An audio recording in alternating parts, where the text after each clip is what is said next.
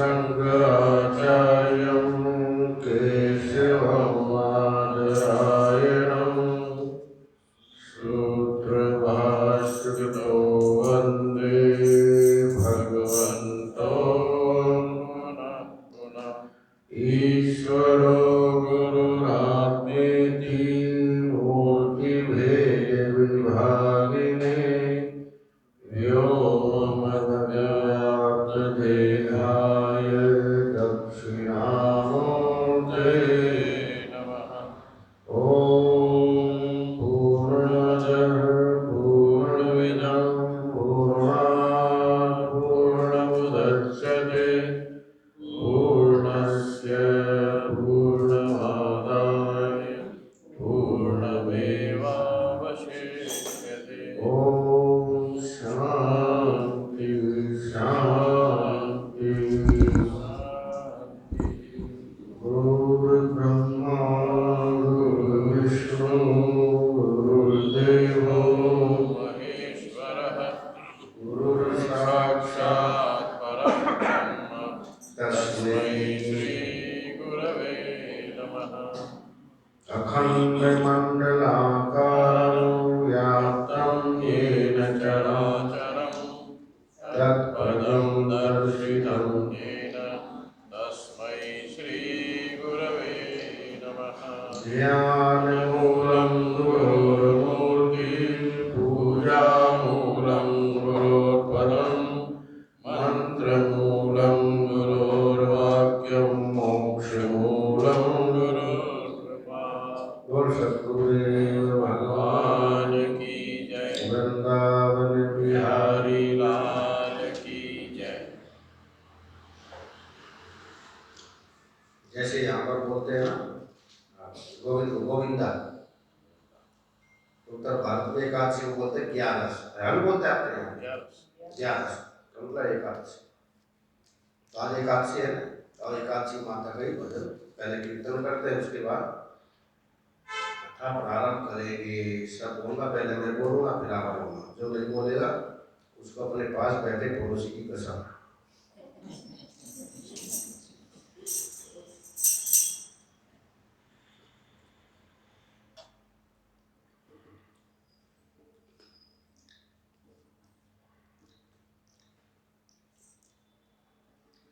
तुम कर लो व्रत ग्यारस का, तुम कर लो व्रत ग्यारस का, हरि तो तुझे मिल जाएंगे माला जप लो, हरि तो तुम्हें मिल जाएंगे माला जप लो।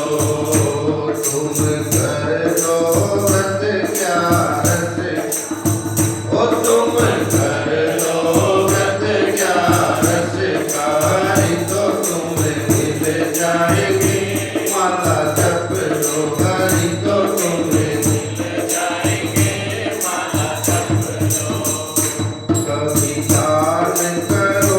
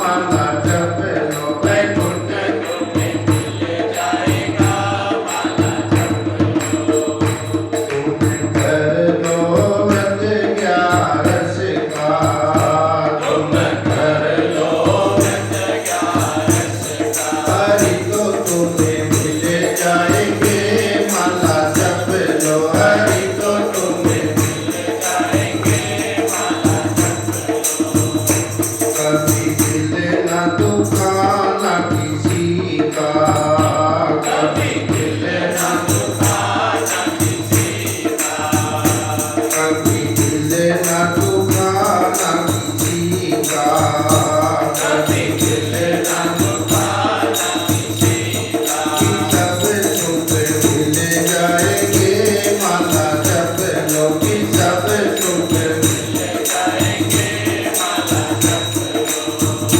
तुम कर लो व्रत 11 का, तुम कर लो व्रत 11 का, हरि तो तुम्हें मिल जाएंगे, माला जप लो, हरि तो तुम्हें मिल जाएंगे, माला जप लो।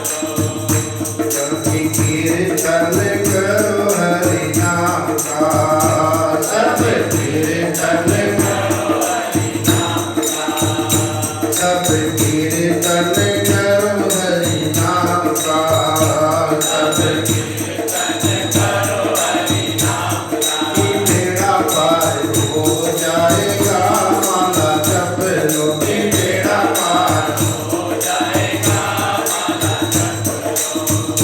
तुम कीर्तन करो हरि नाम का, तुम कीर्तन करो हरि नाम का, हरि तो तुम्हें मिल जाएंगे, माला जप लो, हरि तो तुम्हें मिल जाएंगे, माला जप लो। तुम व्रत करो 11 का, तुम व्रत करो 11 का, हरि तो तुम्हें मिल जाएंगे, माला जप लो, हरि तो तुम्हें मिल जाएंगे, माला जप लो। श्री कृष्ण भगवान की, सियावर रामचंद्र महाराज की, उमापति महादेव की, पवन सुत हनुमान की, बोलो भाई सब संतन की, बोलो भाई सब भगतन की, बोलो सद्गुरुदेव भगवान की। ओम नमः पार्वती पते, हर हर महादेव। ओम श्री परमात्मने नमः। श्रीमद्भागवत महापुराण एकादश स्कंध। श्री भगवान उवाच ज्ञानं विवेको निगमस्तपस्य प्रत्यक्षमेति हमथानुमानम् आद्यन्तरो यस्य यदेव केवलं कालस्य हेतुस्य तदेव मध्ये। परम पूजनीय अर्चनीय वंदनीय सदा अपने स्वरूप विराजमान जीवन मुक्ति और विधेय मुक्ति का आनंद लेने वाले परम पूज्य सद्गुरुदेव भगवान के पावन पवित्र युगल चरणों में कोटि सादरवत प्रणाम। सब उपस्थित गुरु भक्तों, श्रद्धामयी माता, भगवान की असीम महती महान विशेष विशेष कृपा के फलस्वरूप आज का विशेष पर्व की आप सबको बार बार बधाई, साधुवाद। सिंधियों में बोलते हैं लाला लोई और उसमें बोलते हैं लोहड़ी। इसका अर्थ क्या है? उत्तरायण से पहले दिन होता है, अग्नि जलाते। हमारे यहाँ अग्नि मिले पुरोहितम, सबसे पहले अग्नि की पूजा की जाती है। क्यों की जाती है अग्नि की पूजा? प्रकृति में जितनी भी चीजें हैं सब नीचे की तरफ आती है। चल डालो, ऊपर की तरफ जाएगा कि नीचे की तरफ? ढेला फेंको नीचे आएगा। एक अग्नि ऐसी है ऊपर की तरफ जाएगी। मोमबत्ती जलाकर आप उल्टा कर दीजिए फिर भी ऊपर की तरफ जाएगी। इसलिए अग्नि की पूजा होती है, ऊपर की तरफ चलो। अष्टो मां सतगमः तमसोर्मा ज्योतिर्गमः मृत्योर्मा अमृतम गमः। हम असत की तरफ नहीं, सत्य की तरफ चले। अग्नि प्रकाश भी करते, अंधकार को दूर करते, हमारा ज्ञान अंधकार को दूर करे, जो अज्ञानता है और हमको प्रकाश की प्राप्ति कराए, हमारे जीवन में उन्नति हो, अवनति न हो। आज का परम पवित्र पर्व है, इसमें एक दूसरे से मिलते हैं, सब परिवार पूरे अपने जाति बिरादरी के सब मिल भी जाते हैं, भाई बंधु का मिलन भी होता है, एक दूसरे को गले मिलते हैं। आजकल तो कोरोना चल रहा है, गले मिलना वैसे भी छूट कर कोरोना ने बहुत बहाना भी मिल गया। तो इसलिए सब आते हैं, आज भी जाएंगे अपनी लकड़ी डाल के, धीरे धीरे सब आते चले जाएंगे, क्योंकि परंपरा है, अपनी परंपरा कभी भूलनी नहीं चाहिए। जो हमारे पूर्वजों ने दिए, हर जगह उनके रहस्य छिपे हुए हैं। क्योंकि आजकल मिलना तो होता नहीं, घर में नहीं होता, मोबाइल पे लगे रहते हैं। होली आती है, जैसे लाला लोई आती है, इसमें सब सिंधी समाज है, पंजाबी समाज है, जो भी करते हैं सब मिल जाते हैं, एक दूसरे से जान पहचान बढ़ जाती है। तो अब हम अपने विषय पर चलते हैं। कल आप सभी ने बड़ी श्रद्धा, भक्ति, निष्ठा और प्रेम के साथ श्रवण किया। भगवान उद्धव जी को निमित्त बना करके हम सबको उपदेश कर रहे हैं, और भगवान बताते हैं कि आत्मा और अनात्मा का स्वरूप पृथक पृथक भली भांति समझ लेना चाहिए। पहले इसको समझ ले, पहले थ्योरी होती है, बाद में प्रैक्टिकल होता है। आप गाड़ी लेते हो तो समझ लेते हो, गाड़ी के सारी चीजें समझ लेते हो, फर्स्ट है, सेकंड है, थर्ड है, बैक है, कैसे चलेगी, कैसे होगा, लाइट कहाँ से चलेगी, सब समझ लेते हो। ये थ्योरी हो गई, और फिर उसका प्रैक्टिकल करते हो। तो पहले कहते हैं समझ लीजिए, और समझ के अनुसार फिर करना शुरू कीजिए। अब हम समझ तो लेते हैं, करते नहीं है, तब भी कार्य नहीं चलेगा। किसी बच्चे ने थ्योरी के एग्जाम तो दिए, प्रैक्टिकल किए नहीं, पास होगा कि फेल? प्रैक्टिकल एक भी किया नहीं, पास नहीं। प्रैक्टिकल भी जरूरी है, थ्योरी भी जरूरी है। पहले इसको ठीक ठीक समझ लीजिए।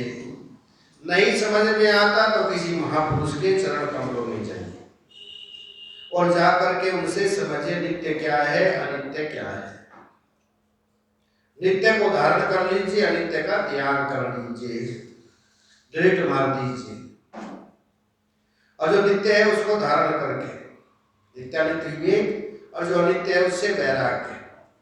और वैराग्य भी कैसा? ब्रह्म लोक लो भोग जो, चाहे सबन का त्याग, वेद अर्थ ज्ञाता मुनि ताही कहत वैराग्य। इस लोक के नहीं, ब्रह्म लोक तक के जितने भी भोग है, शब्द स्पर्श रूप रस है, इनका सबका त्याग। कैसे त्याग करें? बोले काक निष्ठावत।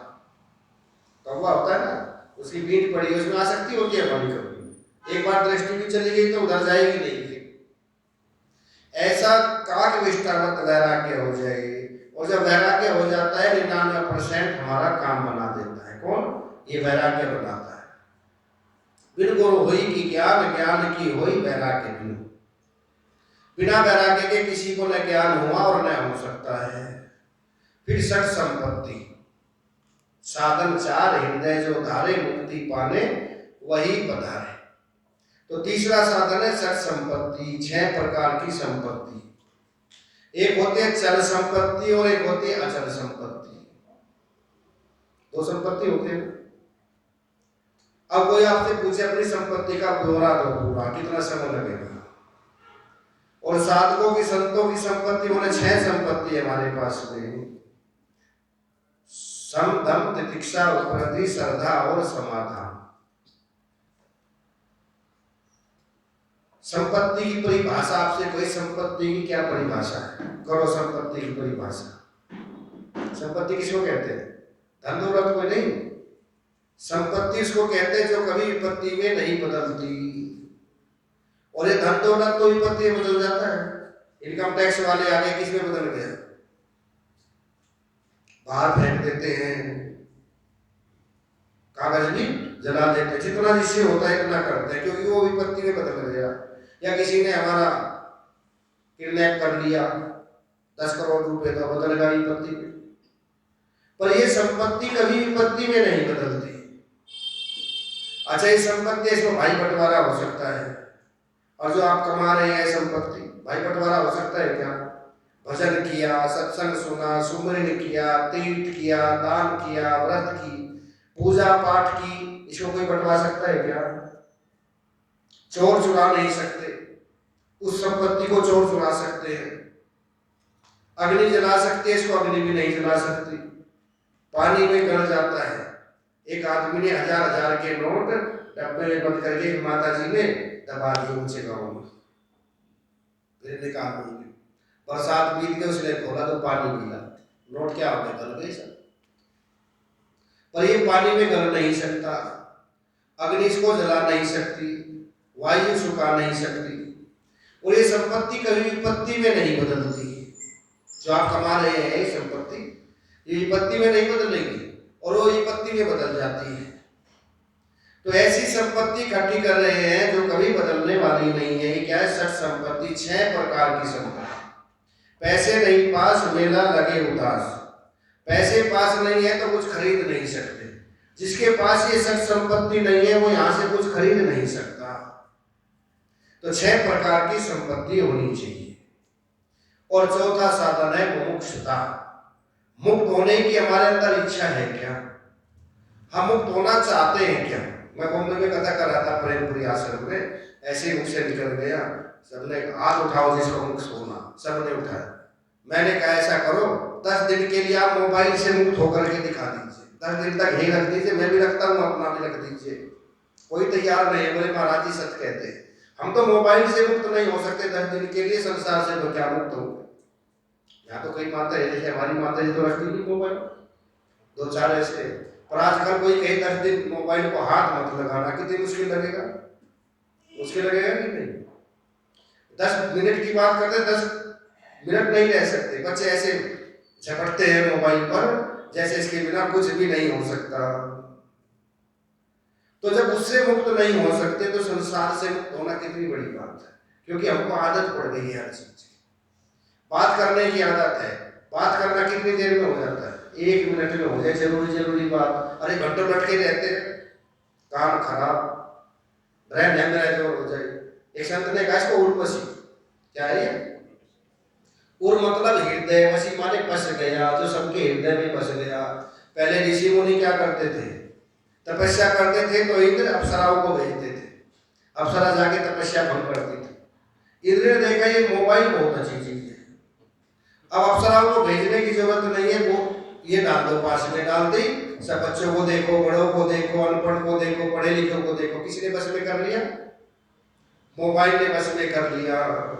पहले 3 बंधन थे, कंचन, कीर्ति, कामनी, अब 5 हो गए, 2 और बढ़ गई अभी 20-25 साल से। कंचन, कीर्ति, कामनी, टीवी, टेलीफोन सबको बस में कर लिया, इससे बचा है कौन? इसको बस में सबको कर लिया कि नहीं कर लिया? 20 साल के अंदर सबको बस में कर लिया। पत्नी के बिना रह सकता है महीना 10 दिन, भाई के बिना रह सकता है, माँ के बिना रह सकता है, भोजन के बिना भी रह सकता है। अगर एकादशी है भोजन के बिना, पर मोबाइल के बिना। इसीलिए कहा उर्वशी, हृदय में बस गया सबके। तो यहाँ पर कहते इसी से मोक्ष लेकर के देखे। हम 1 हफ्ते के लिए हाथ नहीं लगाएंगे, कितनी बार याद आएगा, कितना लगेगा, धुआ सा रह गया, पता नहीं आज तो कुछ कार्य ही नहीं हुआ, ये नहीं हुआ। तो जब इससे मोक्ष नहीं चाहते तो दुनिया से कैसे मोक्ष ले सकते हैं? तो इसलिए कहते हैं मोक्षता, मुक्त होने की इच्छा। देखो वैराग्य का अर्थ होता है छोड़ना और मुमुक्षुता का अर्थ होता है छूटना। छोड़ना और छूटने में बड़ा अंतर है। छोड़ना, हम एक चीज छोड़ देते हैं दूसरी पकड़ लेते हैं, और छूटना होता है जैसे दलदल में कोई फंस गया, छूटना चाहता है, अब वो बाहर निकाल दिया तो दोबारा जाएगा क्या? नहीं जाएगा। तो इसलिए वैराग्य और मुमुक्षुता के बीच में सठ संपत्ति रखी हुई है। छोड़ना तो हम चाहते हैं, पर बिना समझ के छोड़ेंगे तो दूसरी चीज पकड़ लेते हैं। एक आदमी के घर के आगे बिल्ली मर गई, बिल्ली बाहर डालने गया तो थोड़ी देर में आता ऊंट मर गया। अब ऊंट को कैसे उठाए? ऊंट को उठा नहीं सकता, बिल्ली को तो ले गया उठाकर, ऊंट उठाना बड़ा मुश्किल हो गया। तो इसीलिए एक चीज छोड़ते हैं दूसरी पकड़ लेते हैं। पर मुक्ता करते हैं, हम छूटना चाहते हैं हर जगह से, पद से, लोकेशना, वित्तेषणा, पुत्रेषणा, सबसे छूटना चाहते हैं, सबसे अब छूटना चाहते हैं। ऐसी तड़प हो जैसे मछली को तड़प होती है। मछली को पानी से बाहर निकालते हैं, तड़पती रहती है, तड़पती रहती है, तड़पती रहती है, पानी नहीं मिलता, तड़प के मर जाती है। इसके बिना, पानी के बिना नहीं रह सकती, जब तक नहीं मिलता तड़पती रहती है। ऐसी तड़पन हमारे अंदर हो, जैसी नचिकेता के अंदर है, स्वामी विवेकानंद के अंदर है, ऐसी जिसके अंदर तड़पन होती है उसको ही मोक्ष मिलता है, शंकराचार्य जी के अंदर। तो यहाँ पर ये कहते हैं ब्रह्म लोक लो भोग दो, चाहे सबन का त्याग, वेद अर्थ ज्ञाता मुनि ताहि कहत वैराग्य। तो हमारे अंदर मुमुक्षुता भी हो, अगर ये पूर्ण नहीं है तो कहते हैं उद्धव जी उसका साधन है तपस्या के द्वारा हृदय को शुद्ध करके। क्या करें? सेवा और तपस्या से हृदय शुद्ध कर लीजिए। हृदय हमारा शुद्ध है। दो चीज होती है, एक होती है स्वच्छता और एक होती है शुद्धता। अब स्वच्छ तो सब कहते हैं बेंगलोर स्वच्छ होना चाहिए, घर हमारा स्वच्छ होना चाहिए, पर कोई ये भी कहता है घर शुद्ध होना चाहिए। यहाँ स्वच्छता पर ज्यादा जोर नहीं, स्वच्छ भी होना चाहिए, शुद्धता पर ज्यादा जोर। पहले शुद्धता पर जोर होता था, आजकल स्वच्छता पर जोर है। इटालियन पत्थर लगना चाहिए घर में, रसोई बिल्कुल स्वच्छ होनी चाहिए, ये होनी चाहिए। बन क्या रहा है उसमें? अंडे, मुर्गा। स्वच्छ तो है परंतु शुद्ध नहीं है, शुद्ध नहीं है। तो इसलिए हमारे यहाँ सबसे पहले का आहार शुद्धि, सत्व शुद्धि, सत्व शुद्धि ध्रुवा स्मृति। आज एकादशी है इसलिए बता रहा हूं मैं, आहार पे जो है ना, व्रत क्यों रखे थे? एक तो होता है डाइटिंग, एक होता है व्रत। तो व्रत में शरीर भी ठीक रहता है, मन भी ठीक रहता है। डाइटिंग करें तो शरीर तो ठीक हो जाएगा, मन ठीक नहीं होगा। तो हमारे यहाँ इसलिए व्रत रखे हैं। 526 दिन कितने होते हैं एक साल में? 365। और व्रत हमारे यहाँ 526। रोज दो दो भी है, कई बार 3 भी आ जाते हैं। क्यों? ये ब्रेकर, जैसे ब्रेकर लगाते हैं ना बीच में, गाड़ी चल रही है 60 की स्पीड से, रास्ते में ब्रेकर है, जिससे किसी एक्सीडेंट ना हो जाए, जहाँ भीड़ होती है ब्रेकर लगाते हैं, यहाँ रुकना पड़ेगा। तो ये भी ब्रेकर है। जैसे आज एकादशी है, संयम से रहो, व्रत रखो, भगवान का भजन करो। कल मकर संक्रांति है आ गई, इसमें भजन करो, तपस्या करो, उत्तरायण शुरू हो गया। फिर सोमवार आ गया, शंकर भगवान का व्रत रखो। फिर मंगलवार आ गया, बुधवार आ गया, गुरुवार आ गया, फिर बीच में एकादशी आ जाती है, अमावस्या आती है, पूर्णिमा आती है, सब ब्रेकर है। जन्माष्टमी आती है, रामनवमी आती है, ये क्या है सब? ये ब्रेकर है, जिससे हम संयम से भगवान के भजन में लग जाए, कीर्तन रखे, सत्संग सुने। रोज नहीं सुन सकते तो पर्व पर आ जाइए, इसलिए बीच बीच से पर्व मनाए जाते हैं, जिससे हम परमात्मा की तरफ चले। तो ये भी सीखना पड़ता है। किसे सीखे? बोले गुरुदेव से सीखना पड़ता है, उनकी चरण शरण में जाए। और स्वच्छता के साथ शुद्धता भी होनी चाहिए। जब शुद्धता होगी तो अंतःकरण शुद्ध हो जाएगा। अब पहले गोबर से लेपन करते थे, आजकल तो बच्चे पैर भी नहीं रखेंगे, बोले गंदा है। पर हमारे यहाँ कहते हैं 1.25 हाथ गोबर से, शुद्ध देसी गाय के गोबर से लेपन करके तब कार्य करने चाहिए। कार्य करते हैं तो सिद्ध होता है, क्योंकि गाय में 33 करोड़ देवता निवास करते हैं। सारे देवता गौ माता में निवास करते हैं। आज वैज्ञानिकों ने भी सिद्ध कर दिया, अमेरिका में तो कर रहे हैं बच्चे, और 22 हजार रुपए देते हैं 1 घंटा। देसी गाय पर हाथ फेरते हैं, उसको गले लगाते हैं, उसके साथ खेलते हैं, उसमें इतनी शांति मिलती है, उनको इतना संतोष मिलता है। 22 हजार रुपए देते हैं हमारे हिसाब से। पर हम इस बोले को समझते ही नहीं। जब विदेश से आएगा ना तब समझेंगे, क्योंकि गाय की कहते हैं हार्ट बीट कम होती है, हमारी ज्यादा होती है, उसकी गर्मी ज्यादा होती है, हमारे के अंदर कम होती है। तो दोनों का मिलान होता है, वो हमारे शरीर को भी निरोगी बनाते हैं, मन को भी शांत बनाते हैं। आप यूट्यूब में या नेट में पढ़ लेना, गूगल। मैं परसों देख रहा था तो मैं तो पूरा सुना उसका, और पूरे वैज्ञानिकों ने तकनीकी से बतलाया है। गाय पर हाथ फिराओ, बीपी अपने आप कम हो जाएगा, देसी गाय पर। तो हमारे यहाँ पूजनीय इसीलिए बताया है, अगर आप तुलसी जी का रोज 3 पत्ते नियम से करें तो कैंसर कभी नहीं होगा।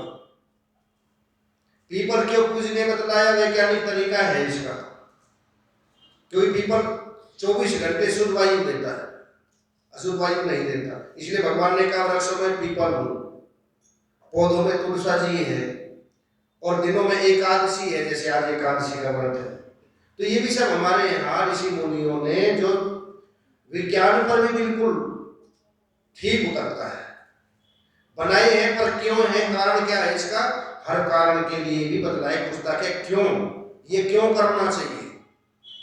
एक बहुत बड़े सत्यार्थ महारथी है, उन्होंने लिखी क्यों करना चाहिए, उसमें सब उसके विज्ञान के साथ में तोड़ा गया है सबको। तो यहाँ पर कहते हैं कि स्वच्छता और शुद्धता, अगर स्वच्छता के साथ शुद्धता भी होगी तो हमारे को ज्ञान की प्राप्ति हो जाएगी। बाहर से तो स्वच्छ हो गए, पर अंदर से शुद्ध कब होंगे? स्नान से शरीर शुद्ध होता है, ध्यान से मन शुद्ध होता है, ज्ञान से बुद्धि शुद्ध होती है और दान से धन शुद्ध होता है। चारों की शुद्धि हो जाती है। अगर शुद्धता नहीं है तो अपने स्वरूप की प्राप्ति नहीं हो सकती। नियम है जैसा बिंब ऐसा ही प्रतिबिंब होता है, ये नियम है हर जगह। और आपने दर्पण में देखो, जैसे मैं लाल कपड़े पहने हुए हूं, दर्पण में देखूंगा प्रतिबिंब अपना तो कैसा दिखाई देगा? लाल दिखाई देगा। और आपने जैसे होली पर एक बाल्टी में पानी लेकर के उसमें एक मुट्ठी लाल रंग घोल दिया और आप कपड़े पहने हैं सफेद और झांक करके देखो कैसा दिखाई देगा? नियम ये है जैसा बिंब ऐसा प्रतिबिंब। वहां पर क्यों बदल गया? बिंब बदला कि प्रतिबिंब बदला है? प्रतिबिंब कहाँ बदला है? बिंब बदल गया, मैं बिंब हूं ना और वो प्रतिबिंब है, तो यहाँ पर बदल गया। क्यों बदल गया? वो गंदा हो गया पानी, और गंदा होने से हम है सफेद कपड़े दिख रहे हैं लाल, उसने अपने अधीन कर लिया। और जो शुद्ध होगा स्वच्छ होगा वो अपने अधीन कर लेता है उसको। जैसे डॉक्टरों के पास होते हैं ना वो गोल गोल सा पत्थर, क्या बोलते हैं, स्फटिक मणि रखते हैं ना, पेपर वेट सा रखते हैं, तो उसका कोई रंग नहीं होता। और उसके साथ में आप एक फूल रख दीजिए कमल का, तो उसका रंग नहीं, वो लाल दिखाई देगी आपको। या हरे कपड़े पर रख दीजिए, हरी दिखाई देती है, क्योंकि उसका कोई रंग नहीं है। शुद्ध होने से वो उसको कमल अपने अधीन कर लेता है। और यहाँ गंदगी आ गई, इसीलिए वो पानी गंदा हो गया, वो अपने अधीन कर लेता है उसको। यही कारण है जीव में अगर गंदगी आ गई तो अविद्या अपने अधीन कर लेती है और ईश्वर का अधीन नहीं करती, क्योंकि ईश्वर में कोई अशुद्धता नहीं है, स्वच्छता है और शुद्धता है, तो माया को ईश्वर अपने अधीन कर लेता है। और अविद्या है मलिन सतोगुणी, उसमें मलिनता आ गई तो वो अपने अधीन कर लेती है, वो बिंब को अधीन कर लेती है और वहां उसको वही स्फटिक मणि को अपने अधीन कर लेता है। तो इसलिए कहा हमारे अंदर स्वच्छता और शुद्धता होनी चाहिए। अब पानी में आपने एक बाल्टी पानी में एक मुट्ठी मिट्टी घोल दी, पानी गंदा हो गया, उस पानी को फ्रिज में रख दीजिए, बर्फ बन गया। अब वो कठोर रहते रहते ही शुद्ध होगा कि उसको पहले तरल बनाना पड़ेगा। उसको पहले फ्रिज से निकाल दीजिए, फिर वो पानी हो गया, उसमें डाल दीजिए निर्मली का चूर्ण या फटकरी डाल दीजिए। नियम ये है, फटकरी मैल को खा जाते हैं, मैल फटकरी को खा जाता है, पानी शुद्ध हो जाता है। और अब झांक करके देखो, आप जैसे अपने कपड़े पहने ऐसा दिखलाई देता है, क्योंकि वो शुद्ध हो गया। और जब हमारा अंतःकरण शुद्ध हो जाता है, जैसे हम शुद्ध सच्चिदानंद ब्रह्म है, अनंत है, अनादि है, सजाते बुझाते स्वगत भेद रहित है, ऐसे ही दिखलाई देते। जब देखेंगे अंतःकरण शुद्ध हो जाएगा, मैं शुद्ध सच्चिदानंद ब्रह्म, तभी अनुभूति हो जाएगी। ये क्यों नहीं हो रही? अंतःकरण गंदा है। अब अंतःकरण शुद्ध करना है तो कहते हैं महापुरुषों के उपदेश और सेवा से अंतःकरण की शुद्धि होती है। उन महापुरुषों के चरणों में जाओ और उनमें यस्य देवा तथा गुरु ऐसी भावना करे जैसी देवता में है, अपने देव में ऐसी भावना गुरु में होनी चाहिए। इसीलिए हमारे यहाँ कहते हैं गुरुर ब्रह्मा गुरुर विष्णु गुरुर देवो महेश्वर। गुरु क्या है? ब्रह्मा जी है। रुक जाते यहीं पर नहीं रुके, बोले नहीं गुरु विष्णु, फिर रुक जाते नहीं गुरु तो शंकर भगवान है, फिर भी तृप्ति नहीं हुई। जैसे पहले घी होता था, बस कहते थे क्योंकि पहले देसी घी होता था, फिर बीच में डांडा आ गया और चीजें आ गई, फिर क्या कहते हैं शुद्ध देसी घी। और देसी घी में मिलावट डालने लगा, कहते हैं विशुद्ध देसी घी। और क्या कहते हैं? विशुद्ध देसी घी, जिसमें कोई मिलावट नहीं है। तो पहले ब्रह्मा जी क्या करते हैं? रचना करते हैं। तो गुरु क्या है? ब्रह्मा है। बोले रचना तो करते पर पालन कौन करेगा? पालन करने वाला भी तो चाहिए। हमने घर बनाया, सफाई करने वाले चाहिए। माँ ने बेटे को जन्म दिया, पालन करने वाले भी चाहिए। तो विष्णु भगवान पालन करते हैं, इसलिए भगवान विष्णु भी गुरु जी है। जब रचना करते हैं कोई तो ब्रह्मा जी है, और जब पालन करते चकाचक माल खिलाते हैं तो विष्णु भगवान है। और शंकर भगवान का भी जब संहार करते हैं, हमारे अज्ञान का संहार करते हैं, तब क्या है? ये साक्षात शंकर भगवान है। आंखें दिखाते कभी लाल लाल हो जाती है तो शंकर भगवान है। कहते यहाँ भी तृप्ति नहीं, क्योंकि ये भी आते हैं और चले जाते हैं, ये भी उपाधि से हैं। गुरु साक्षात पर ब्रह्म है। गुरु क्या है? साक्षात पर ब्रह्म है, जो उपाधियों में नहीं है, जो उपाधि रहित है, वे गुरु जी पर ब्रह्म है। ऐसे गुरु को मैं प्रणाम करता हूँ। यस्य देवा तथा गुरु, और ऐसी जिसकी भावना होती है, इसलिए भगवान कहते हैं मोह से अधिक संत कर लेखा, मुझसे अधिक संतों को माने। और जिसमें गुरु के प्रति ऐसी भावना होगी उसका ही कल्याण होता है। इसलिए गुरु समीप पुनि करिए वासा, जो हो गए उत्तम जिज्ञासा। अगर पार होने की इच्छा है, गुरु के समीप वास करो, रहो। और हम पुस्तक पढ़ते, पुस्तक पढ़ने से नहीं होगा। पुस्तक में लिखा कुछ है, जो लिखा है वहां से नहीं मिलता, मिलता है वहां से, यह लिखा यहाँ पर। और भटक जाते हैं कि यहाँ लिखा हुआ है, जैसे लिखा लेडी सीट, कहाँ लिखा है? ऊपर। बैठती कहाँ है? बोले जहाँ लिखा है वहां बैठो। वहां नहीं बैठेंगे, लिखा ऊपर है, बैठते नीचे। इसी प्रकार ये रहस्य खोलते हैं जब किसी महापुरुष के चरणों में, जब तब रहस्य खुलता है। अब ये महापुरुष क्या करेंगे? एक दो श्लोक 10-20 सुनाएंगे, आपको महीनों कथा सुनाएंगे। अभी महाराज जी सुना के गए 4था अध्याय गीता जी का। अब 4थे अध्याय को आप पढ़ो तो 10 मिनट में पढ़ देंगे, उन महीनों में भी नहीं हुआ, क्योंकि सारे विस्तार से कर देते हैं। अब यहाँ पर 5-6 कुल श्लोक होंगे 11 स्कंद के, तो उसमें से क्या होता है? विस्तार हो जाता है, उसमें सारे संशय छेदन होते चले जाते हैं। इसीलिए कहते हैं पुस्तक पुष्ट कर देते, उस तक नहीं जाते। जो उस तक गए हुए हैं उनके चरणों में बैठ करके इसका श्रवण ठीक ठीक करना चाहिए। भगवान इसीलिए कहते हैं तद विधि प्रणिपाते ने परिप्रश्ने निषेध्या उपदेक्षयन्ति ते ज्ञानम ज्ञानी निस्तत् दर्शिनम तद्वश्यो के पास जाओ। उनके पास जाकर इसका ठीक ठीक बोध प्राप्त होता है। एक गुरु जी के पास में गई सेठ जी के लड़के, उन्होंने पूछा बहुत दिनों में आए हो? बोले गुरु जी क्या बताए, बस सब कुछ बर्बाद हो गया, कुछ तो कोरोना आया, कुछ हमने ध्यान नहीं दिया, सारा बिजनेस फेल हो गया। बोले तुम्हारे बाप तो बड़े अमीर थे सेठ जी, घर में थोड़ा बहुत तो बचा हुआ, कुछ खुर्सन तो होगी। बोले खुर्सन भी देख ली, कुछ भी नहीं।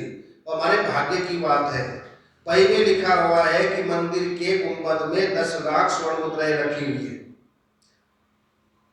हमने मंदिर भी तोड़ दिया, एक भी स्वर्ण मुद्राएं नहीं मिली। पहले तो सोचा पिताजी ने मंदिर बनवाया, तोड़ेंगे तो लोग क्या कहेंगे, पर मरता क्या नहीं करता, हमको कुछ नहीं मिला। महात्मा जी ने कहा वही मेरे को दिखाओ, वही दिखाई। बोले मंदिर के गुंबद में 10 लाख स्वर्ण मुद्राएं रखी हुई, दीपावली के दिन निकाल लेना।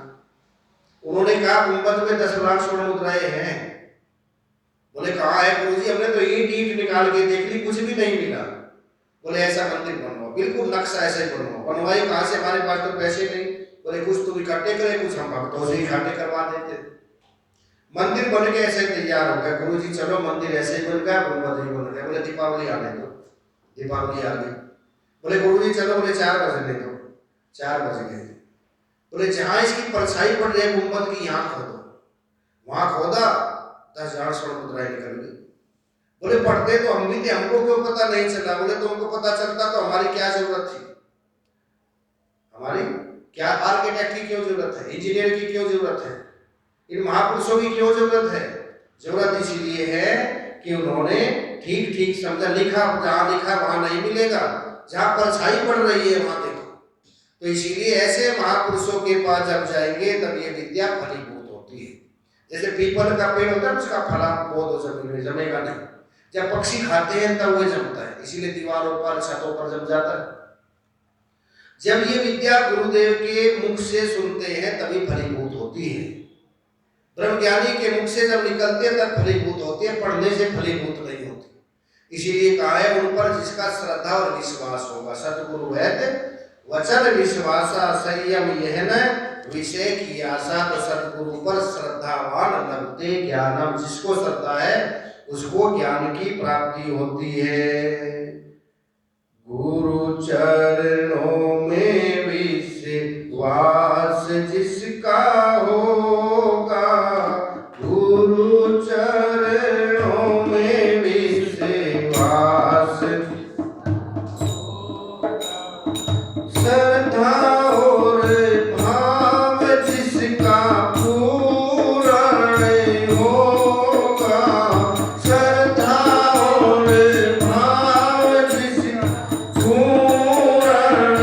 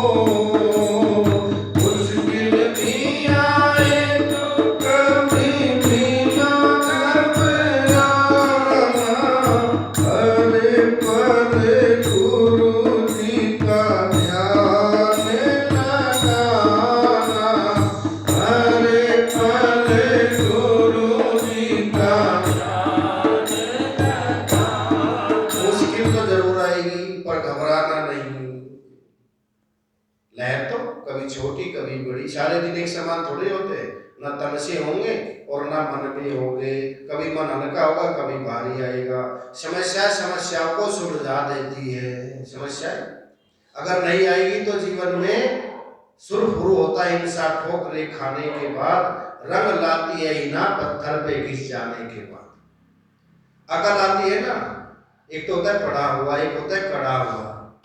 कड़ा हुआ अनुभव से अकल आ जाती है। धीरज धर्म मित्र और नारी आपातकाल परखिए चाहे। आपत्ति में पता चलता है, आपत्ति कई बार सिखा भी देती है बहुत। तो कहते हैं घबराना नहीं चाहिए, कभी घबराना नहीं चाहिए, विश्वास रखे ठाकुर जी के चरणों का, गुरु चरणों का विश्वास रखिए। जो गुरु चरण रेणु सिर धरे, तेजन सकल विभव बस करे। जो गुरुदेव की चरण कमलों की सिर पे धारण करती है उसको सब कुछ मिल जाता है। तेजन सकल भवरज करे। तो इसीलिए कहते हैं मुश्किल भी आए तो कभी भी ना घबराना, मुश्किल भी आए तो कभी भी ना घबराना, हर पल गुरु जी का ध्यान लगाना, हर पल गुरु जी का ध्यान लगाना, अच्छाई उसका परिणाम होगा, हर काम संपूर्ण उसका हो। गुरु चरणों में विश्वास जिसका होगा, हर काम संपूर्ण उसका होगा। गुरु अंतर्यामी है गुरु अंतर्यामी, वो सब कुछ है जानते। गुरु अंतर्यामी है, वो सब कुछ है जानते।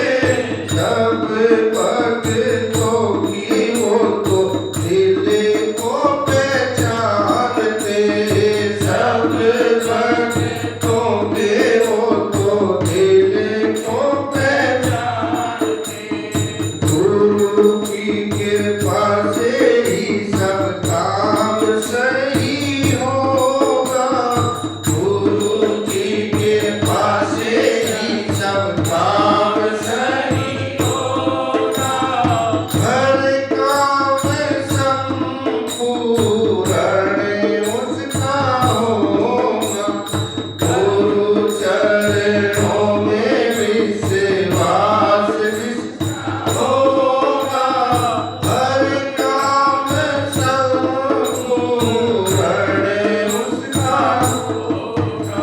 सारे कार्य हो जाएंगे अगर श्रद्धा और विश्वास हो। श्रद्धावान लभते ज्ञानम, सदगुरु वेद वचन विश्वास। अगर विश्वास पूर्ण है तो हो जाएंगे, अविश्वास नहीं है कह कभी सुनो वैसा दो, मैं तो हूँ विश्वास में। और ये महापुरुष जानते हैं, मूर्ति बनाने वाला जानता है कहाँ चोट मारनी है, कितनी चोट मारनी है। गुरु कुमार शिष्य कुंभ है, घड़ घड़ काढ़े खोट, अंतर हाथ सहार दे पहाड़ पाए चोट। एक बहुत बड़ी कंपनी थी, फैक्ट्री बहुत बड़ी, उसमें कहीं चल नहीं रही थी, कुछ खराबी आ गई, किसी की समझ में नहीं आया। तो कहते जापान से बुलाया एक मैकेनिक, वहां बुलाया तो उसने आकर के देखा और एक पैच कसा, एक हथौड़ा मारा जोर से, चालू हो गई। बोले आपके कितने पैसे? बोले $10,000। बोले एक हथौड़ा मारने के $10,000? बोला हथौड़ा मारने का तो सिर्फ $1 है, 9,999 कहाँ मारना है उसके, मारना कहाँ है? अगर आपको पता होता तो आप ही मार लेते हथौड़ा, पर मारना कहाँ है और किस समय मारना है, उस ज्ञान के हैं इतने पैसे। तो इसीलिए ये जो ज्ञान है कब क्या करना है गुरु के सानिध्य में जब हम करेंगे जब पार होते हैं। इंद्रियों पर संयम कर लिया, ठाकुर जी कहते हैं जब भी नहीं होगा। स्वस्थता शुद्धता हो गई तब भी नहीं होगा। ये महापुरुष के सानिध्य में बैठ करके जब करते हैं और उन पर पूर्ण विश्वास हो, कितना विश्वास हो, संपूर्ण विश्वास जिसका होता है उसका कल्याण होता है। और मुझसे अधिक संत कर लेगा, मुझसे अधिक जो मानता है, यस्य देवा तथा गुरु। सुखताल देखा है आपने? सुखताल में एक सुखदेव जी के तो ही सुखदेव जी के शिष्य हुए, उनका नाम था सहजवाई के गुरु हुए है चरणदास, उनका नाम चरणदास जी। उन्होंने विचार किया कि मेरे को सुखदेव जी को गुरु बनाना है। बहुत लंबे समय तक उन्होंने वहां पर तपस्या की, उनकी मूर्ति लगी हुई है कल्याण देव जी की, उसमें उन्होंने दर्शन दिए, उनको गुरु बनाया। उनकी दो शिष्या थी, सहजोबाई और दयाबाई। दयाबाई उनकी भतीजी थी, सहजोबाई राजस्थान से आती थी। बहुत श्रद्धा निष्ठा रखती थी, गुरु जी हमारी कुटिया में भी आपके कभी चरण पड़ जाए, संतों के चरण पड़ जाएंगे तो कुटिया हमारी सफल हो जाएगी। स्वामी रामतीर्थ कहते थे अगर किसी को कोरोना हो जाए, कोरोना तो अब आया है, पहले बुखार आ जाए तो 12 दिन तक ठीक होने के बाद उसके कीटाणु रहते हैं। अब कोरोना ही कहते हैं, जिस घर में कोरोना हो जाए 15 दिन नहीं जाते क्योंकि उसके कीटाणु रहते हैं। और टीबी हो जाए तो 12 महीने तक कीटाणु रहते हैं। और जिस घर में ब्रह्मज्ञानी महापुरुष रह गए 1200 साल तक कीटाणु रहते हैं वहां। ये कुत्ते जानते हैं इस बात को। हम अपनी गंध छोड़ के जाते हैं, सुगंध भी दुर्गंध भी। जहां सब चोरी करते हैं, सब बैल हो जाते हैं और कुत्तों को ले जाते हैं पुलिस वाले, सूंघ करके देखते हैं और वो गंध को सूंघ लेते हैं और 1000 आदमियों के बीच में वो बैठा उसको जाकर पकड़ लेते हैं बात। ये आदमी, क्योंकि वो गंध को ग्रहण कर लेते हैं कुत्ते। तो हम हर जगह अपनी गंध छोड़ के जाते हैं। इसीलिए संतों के चरणों कहते हैं एक बार चरण पड़ जाए घर में, एक बार चरण पड़ जाए, क्यों? उनके अंदर से जो कीटाणु निकलते हैं, शुद्ध कीटाणु निकलते हैं, वो वातावरण को पवित्र करते हैं। सहजोबाई ने कहा कि हमारे कुटिया में भी आपके चरण पड़े। उन्होंने कहा ठीक है, मैं जून के महीने में उधर आऊंगा, आपके यहाँ भी आऊंगा। गरीबी बहुत ही झोपड़ी में रहती थी, तो उसने आसन खरीदने के लिए आसन कोई मिला नहीं, बोले गुरु जी के लिए अपने हाथ से आसन बना दिए। अब गुरु जी अकेले आते थे, सोचा अकेले आएंगे, गुरु जी के साथ ठाकुर जी भी आ गए, क्योंकि संत के पीछे पीछे भगवंत आते हैं। जिसको भी मिले पहले संत मिले, बाद में भगवान मिले। एक भी कथा आप नहीं बता सकते पहले भगवान मिले हो बाद में संत मिले। पहले कौन मिले? संत मिले। ध्रुव को कौन मिले? प्रहलाद को कौन मिले? अजामिल को कौन मिले? पिंगला वैश्य को? सबको कथा सुन लीजिए। सबको पहले संत, जब संत मिलन हो जाए, तेरी वाणी हरि गुण गाए, तब इतना समझ लेना हरि से मिलन होगा। अब गुरु जी भी आ गए, ठाकुर जी भी आ गए। आसन एक, बैठने वाले दो, किसको बैठा? असमंजस से पड़ गए, बोले गुरु जी आप बैठो। गुरु जी को आसन दिया, ठाकुर जी खड़े हुए, बोले मैं दूध गर्म करके ला दूं। ठाकुर जी तब तक तुम गुरु जी पर पंखा करो। पंखा दिया हाथ में, गुरु जी पर पंखा कर रहे हैं ठाकुर जी। गुरु जी बैठे, दूध लेके आई, बोले तुम्हारे गुरु जी तो मेरे को प्रणाम करते हैं, मेरे हाथ में पंखा दे दिया, गुरु जी को बैठा दिया। बोले देखो आप बुरा मत मानना, गुरु जी को मैं महान मानती हूँ, आपको इतना महान नहीं मानती। आपका त्याग कर सकती हूँ पर गुरु जी का त्याग नहीं कर सकती। भगवान ने पूछा क्यों? तो कहती है राम तजु पर गुरु न विसारू, गुरु के सम हरि को न निहार।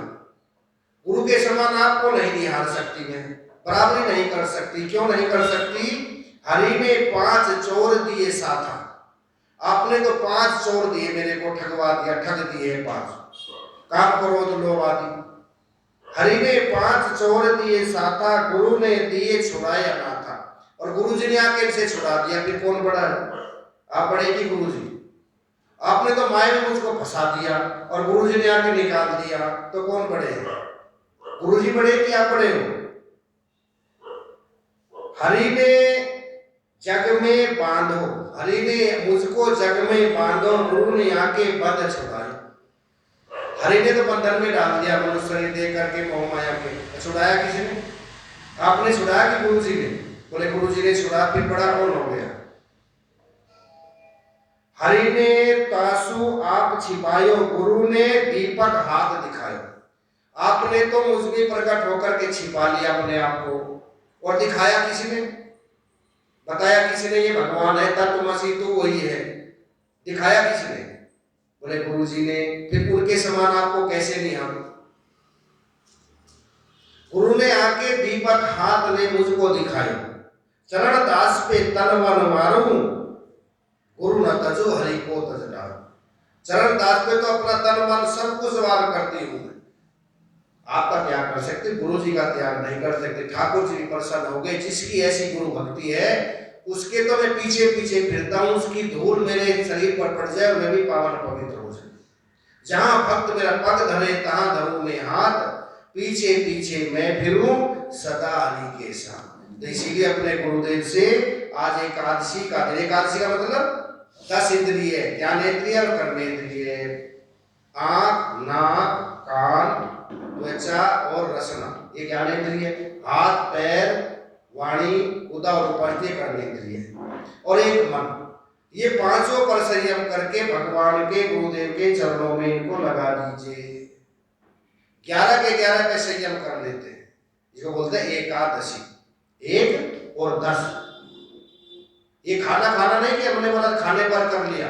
वाणी से झूठ नहीं बोलेंगे, आंखों से गलत नहीं देखेंगे, कानों से निंदा चुगली नहीं सुनेंगे, क्योंकि आज एकादशी है। हाथ से गलत नहीं करेंगे, सेवा करेंगे ठाकुर जी की, चरणों से पैरों से मंदिर में जाएंगे, दर्शन करेंगे, ये सब मन से सुमरन करेंगे, चित्त से चिंतन करेंगे और अहंकार से त्याग करेंगे। ये सब बतलाया है कि एकादशी का अर्थ है 11 के 11 को संयम करके भगवान के चरणों में, गुरु के चरणों में लगा दीजिए। नहीं लगती तो गुरुदेव से यही प्रार्थना कीजिए, गुरु जी ले लो कलम दवात, लेख मेरे अच्छे से लिख दो। गुरु जी ले लो कलम दवात,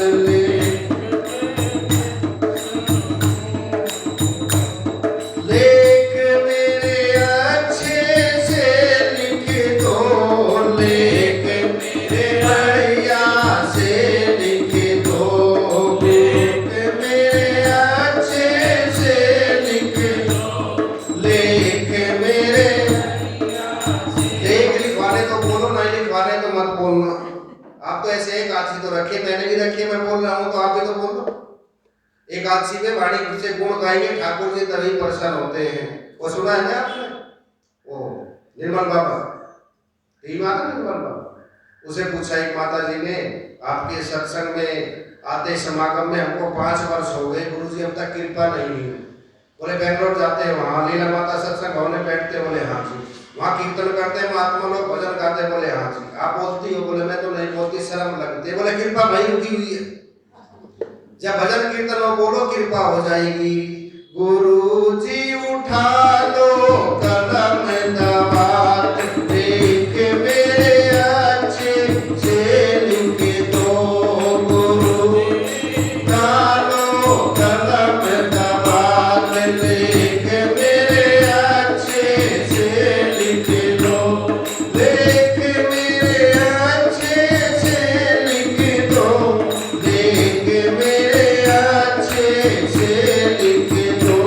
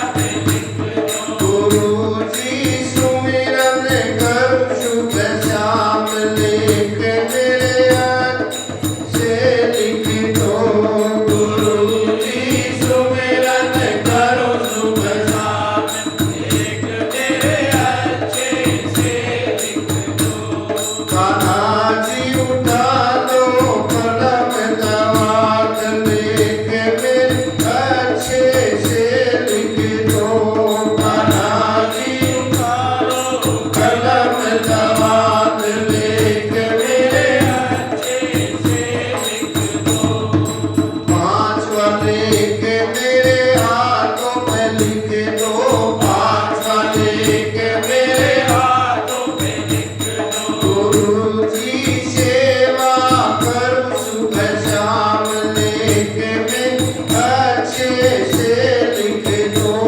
गुरु जी सेवा करो सुबह शाम, लेके मेरे अच्छे से लिख दो। गुरु जी उठा दो कलम दवात, लेके मेरे अच्छे से लिख दो। गुरु जी उठा दो कलम दवात, लेके मेरे अच्छे से छटा लिख मेरे पैरों में लिख दो।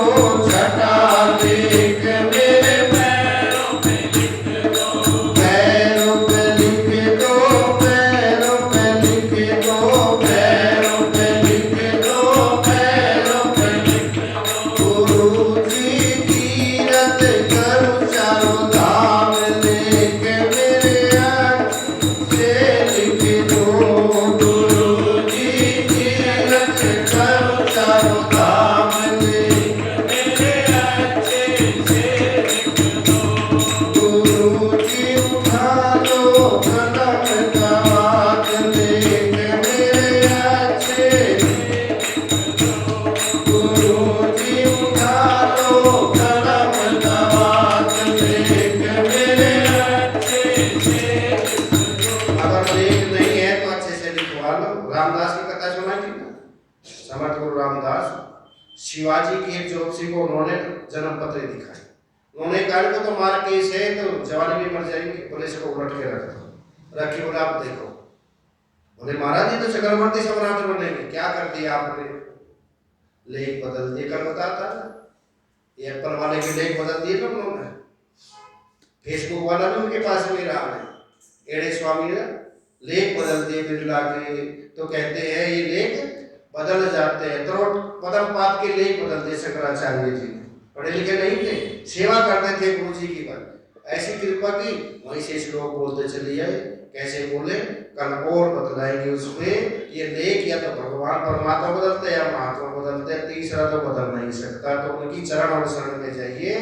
अगर इसी जीवन में ही जीवन मुक्ति का आनंद लेना है तो कैसे साधना करें, कैसे रहे, कैसे सेवा करें, ये कल बदलाएंगे। कल मकर संक्रांति है, उत्तरायण भी है, सूर्य बदल गया अपनी राशि से। हमको ही बदलना चाहिए कि पहले जैसे ही रहेंगे? बदलना चाहिए ना। हमको भी कोई संकल्प ले, हम भी बदलेंगे। सबको पता हमारे अंदर क्या बुराई है, उसको छोड़ करके उत्तरायण का मतलब अपनी तरफ आना, आत्मा की तरफ आना, अनात्मा से दूर हो जाना। थोड़ा बदलाव जरूर चाहिए। बदलाव चाहते हैं कि नहीं चाहते? समय का बदलाव हो गया, स्थान का बदलाव हो गया, अपना भी बदलाव होना चाहिए। इसमें कुछ हेर फेर जरूर कर। जैसे हम जी रहे हैं हमसे संतुष्ट है कि नहीं है, तो कुछ हेर फेर करें। क्या क्या हेर फेर करनी है, इस पर चिंतन कल करेंगे। और सद्गुरुदेव